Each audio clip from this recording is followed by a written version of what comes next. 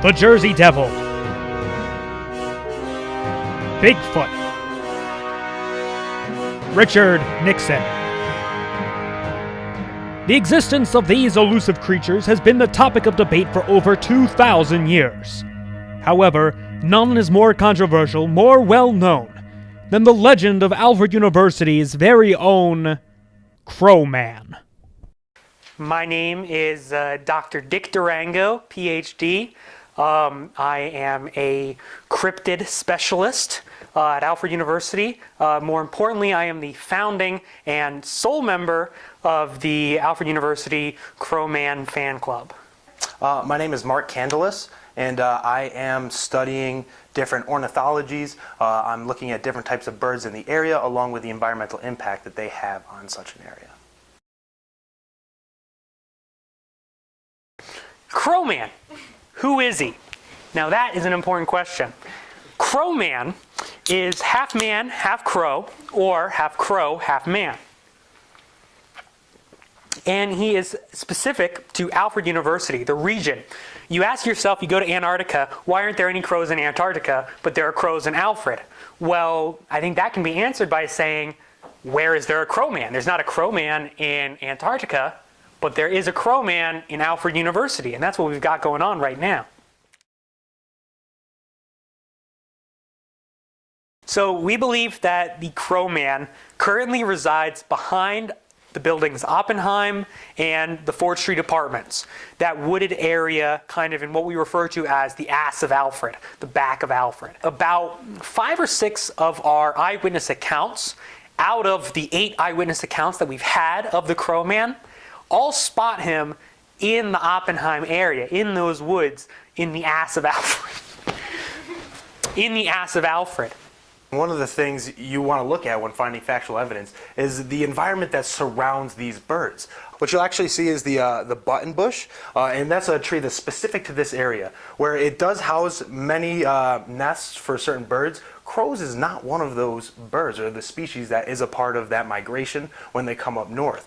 And so, yes, we have crows here, but in the areas where Mr. Durango has said that there are or there could be a crowman, it's physically impossible. We've pulled together our resources. We've talked to people. We've taken a look at intel. And myself, along with no one else, came up with these ideas of what the crowman may look like. Now, we got 3 possibilities here. He is either half man, half crow, half man, and the third and final option for any of the people who are very hard, sells on the evidence, just some combination of the two. So we know he has man DNA, we know he has crow DNA, and it's all kind of just jumbled up in there. Well, the crowman, obviously, it wouldn't.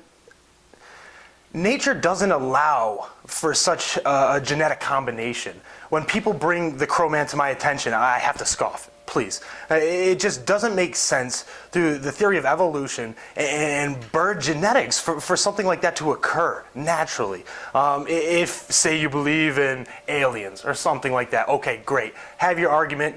Get a table by yourself because you can sit over there. I'm not talking to you. But if you want something with factual evidence, which I am prepared wholeheartedly to provide to you, because crowman is idiotic. And anybody who would follow such a path in either studies or profession is wasting their time.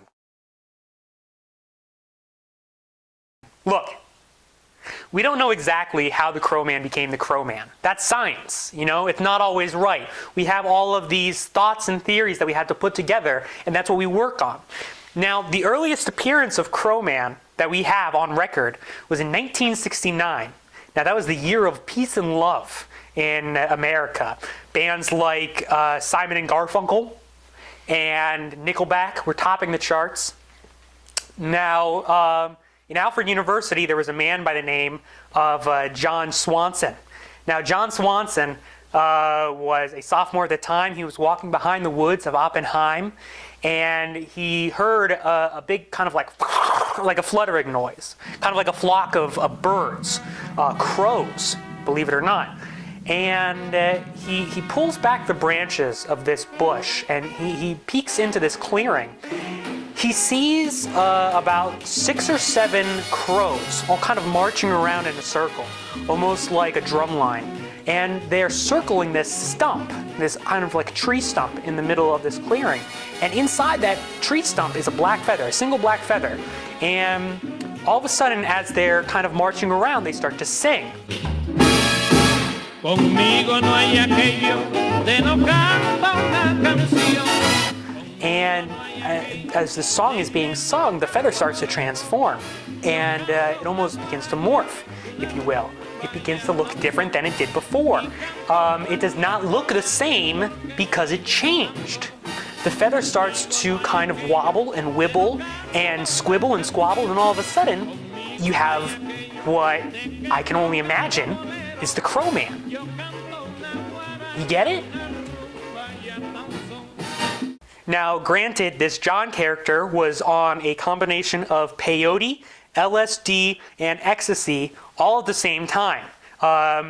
The doctors found his body several hours after this incident. What he had was actually a tape recorder.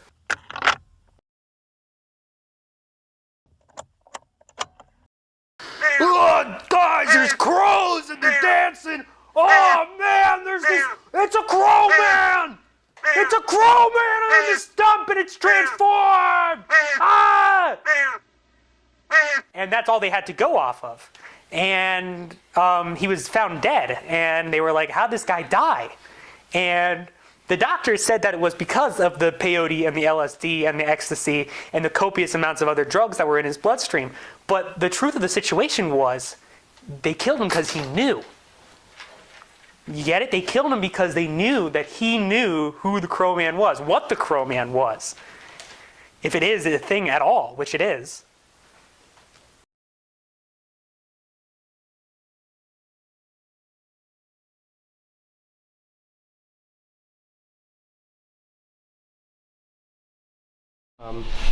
No. I have no idea what that is. No, not once. What the f? No? No? Crow? Man? No. I don't know what this is. Who the hell's the Alfred University Crowman? Please leave me alone.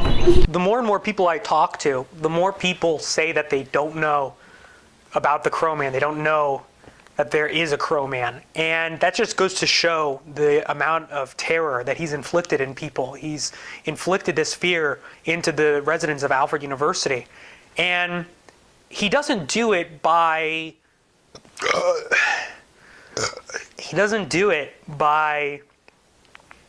conventional standards, He doesn't grab children from their houses. He doesn't vote Republican on a presidential ballot. He doesn't slice people up into little tiny bits. He just exists.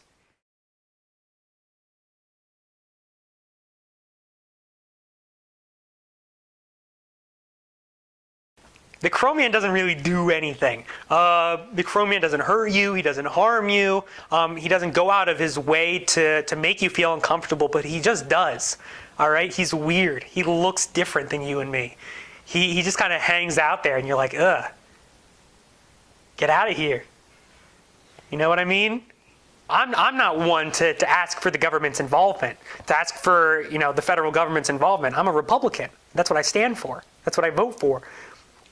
But to know that they're not doing anything about this Crowman, to know that this Crowman is just living and they're not taking care of it, he's not hurting anyone yet, but what if he does?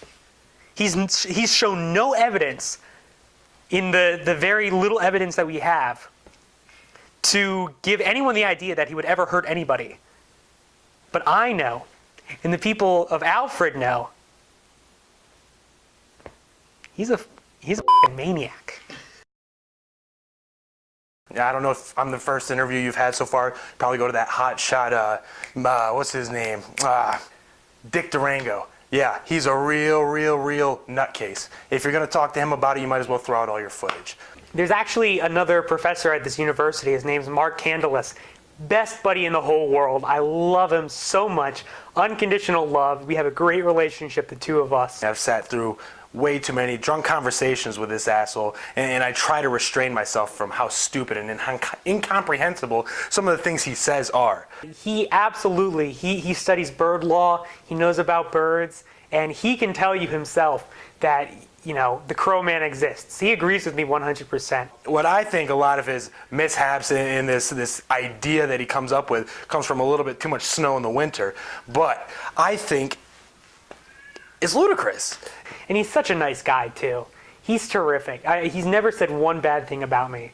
And I love him. There's no way you can have an actual conversation with this man and keep your sanity. So please, if there's anyone out there watching it, just skip past the first part of the interview or the second part of the interview, wherever it is, start here, get the data, get what's real, and get educated.